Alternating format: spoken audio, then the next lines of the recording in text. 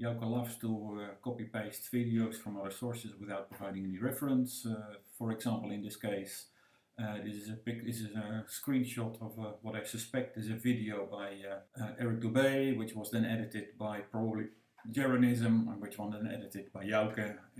Wherever see citation popping up, this is what happens, and we really need to ask a question whether or not this is intellectual incompetence or straightforward plagiarism. First claim that Jouke makes is that there is fakery and lies by all the Globe Earth propaganda organizations. His email then downgrades the whole story, that there is no proof, etc., etc. And then in the video actually says this. All the fraudulent imagery put forward by an organization like NASA. So here we have the first bait and switch. He has sweeping statements about fakery and lies by all these organizations, and then switches it to fraudulent images from NASA. The first case that Jouke brings up is the Blue Marble 2002, which he says is fraudulent. But when you then listen to the video, this is what it says. A composite of datasets from several different instruments translated into a picture. There is nothing fraudulent here, this is just already known. Of course, the real issue is to wonder, how do you take the clouds out? That's not so simple as being presented. And that brings me to my first question for Jouke. What equipment would you use to make a testable and falsifiable photograph or image of the whole Earth? Think it out, what kind of a camera, etc., what kind of a lens. Next he brings up the old argument already covered. And officially it's an oblate spheroid, that's what we call it. Jouke of course then wants to jump on the part of the pear-shapedness, which really has nothing to do with the shape of a pear. We've had a discussion, no need to keep on going about this. So here's yet another Texas sharpshooter fallacy. People arguing that all the images provided by NASA show a perfect sphere. No, they don't. And yet, even when it's not a perfect sphere, people start making problems out of it, as shown in another video that Jouke presents. You actually do this a couple times. Do it twice. And what this does is it shows you if there's any edits. It shows you where the edits were.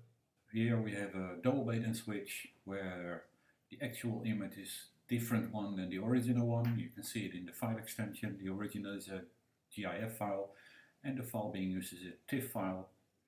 And the second bait and switch is using Photoshop to make the edits in there by clicking on OK. So this is a sleight of hand being used to let you make edits in the photograph that you then see in later edits of it. So I've taken it the time to do this myself and have a look. I used GIMP. We don't find any anomalies in the original picture using GIMP.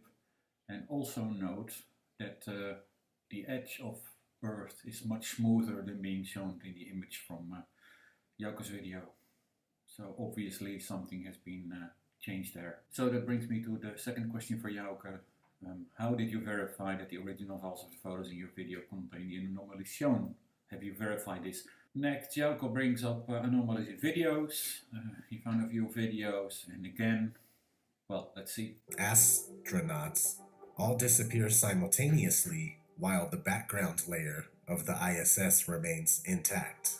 While the background layer of the ISS remains intact. While the background layer of the ISS remains intact. While the background layer of the ISS remains intact. While the background layer of the ISS remains intact.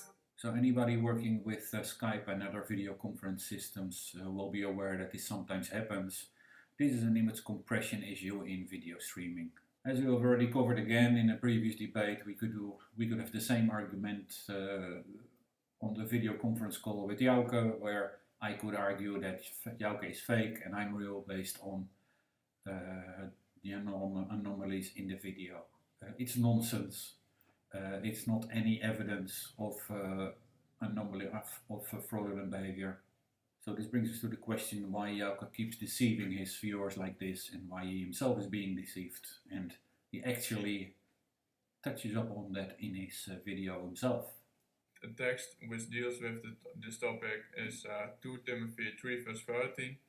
there it says, while evil men and imposters go from bad to worse, deceiving and being deceived. So I suggest that Jouke takes a good look in the mirror and contemplates whether or not he's being deceived and is deceiving people. Because right now there is a strong case to be made that he willingly and knowingly deceives his viewers. He is merely capitalizing on others to lie for him rather than lie for himself.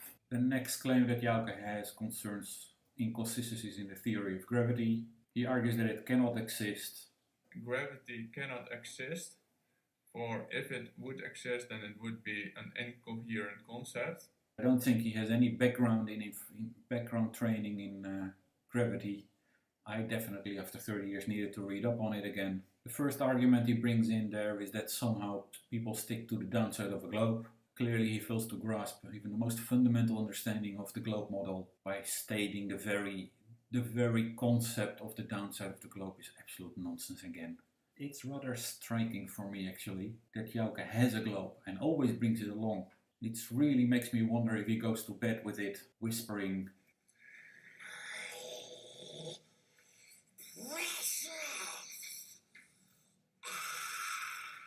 Next, Jouke brings up a video by Rory Cooper, which we also already have covered. We'll quickly play it again and show you what the errors are in there. The International Space Station and the Hubble telescope is free from gravity in outer space, yet will move along the Earth equal to the speed of the Earth. This, of course, is a load of nonsense. Earth doesn't stop spinning arbitrarily already. East and west are shown as positions above the Earth somewhere. This is nonsense. Also already covered. Rory Cooper thinks that the ISS is at one point free of gravity, but at another point is being pulled in by. And of course, the ISS does not hang above the Earth as shown in this video. It has an orbit of about every 90 to 93 minutes, so about 16 times a day it zips along a tilted axis around the Earth. And in this video shown, it would have done about 20 or more times zipped around very close to the Earth. You wouldn't see it. Again, it's an argument of ignorance and not worth the time for discussion. Next, Jouke argues that gravity is... It would be there to counterbalance the centrifugal force.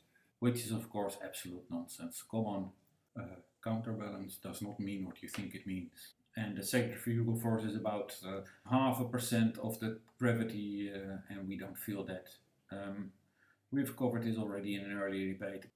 Jouke then also argues that gravity... Also, it should counterbalance the motion and the force accompanied by the Earth going around the Sun and the Earth traveling through the galaxy and through the universe as a whole.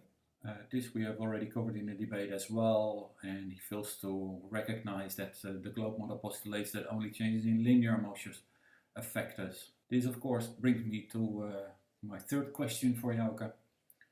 We've already talked about the density buoyancy model before, and I'd like to know from Jouke, how does your density buoyancy hypothesis improve on Archimedes' principle?